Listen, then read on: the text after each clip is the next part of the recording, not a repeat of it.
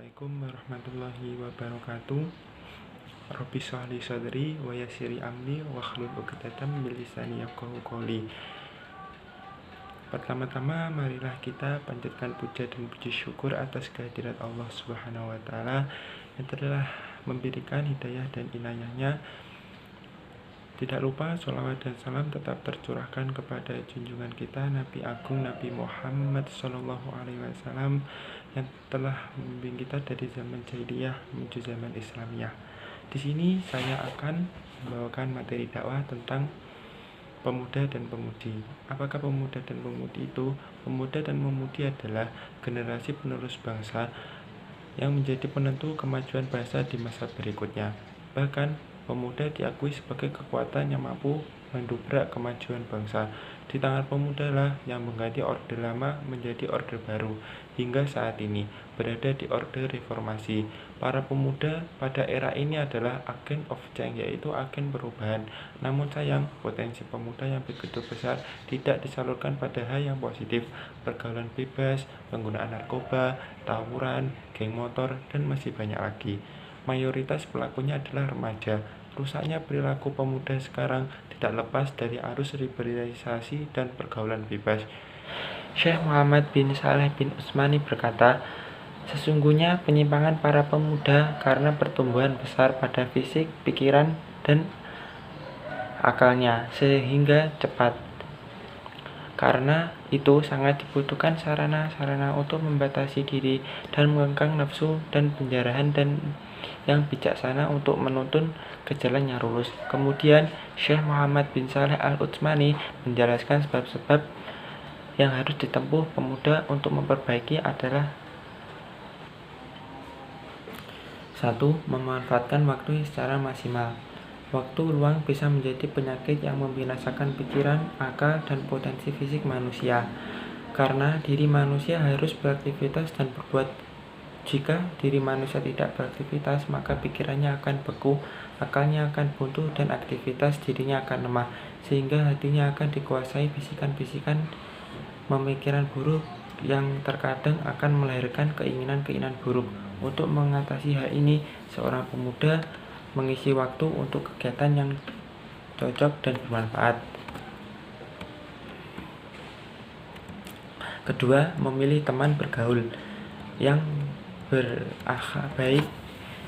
Ini sangat mempengaruhi akal, pikiran, dan tingkah laku para pemuda.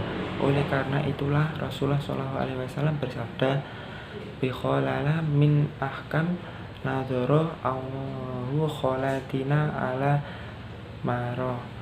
Seorang manusia akan mengikuti agama teman dekatnya, maka hendaklah salah seorang darimu melihat siapa yang dijadikan teman dekatnya.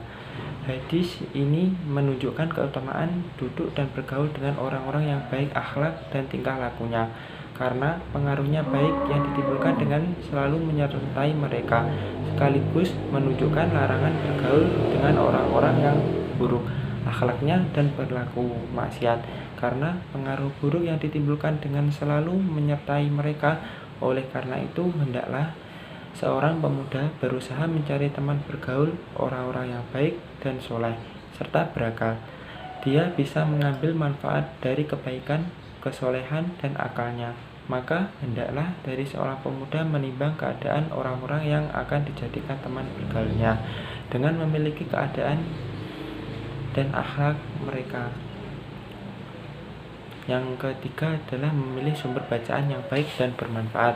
Hendaklah seorang pemuda menjauhi sumber-sumber bacaan yang negatif dan beralih kepada sumber-sumber bacaan lain yang akan menumbuhkan dalam hatinya kecintaan kepada Allah dan Rasulnya SAW serta menyuburkan keimanan dan amal soleh dalam dirinya.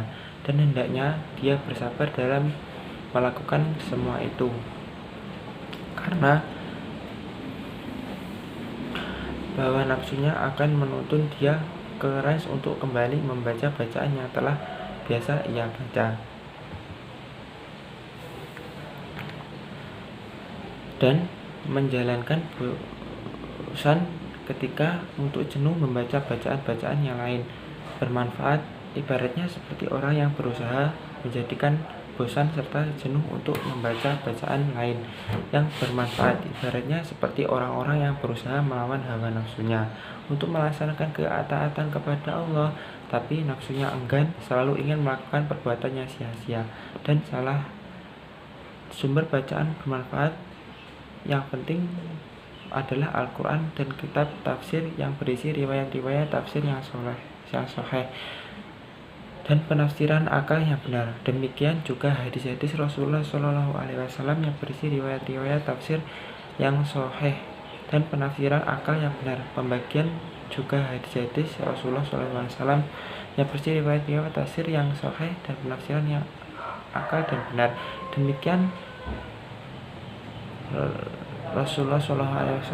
Kemudian kitab-kitab yang ditulis oleh para ulama Ahlus Sunnah berdasarkan dua sumber hukum yang lain.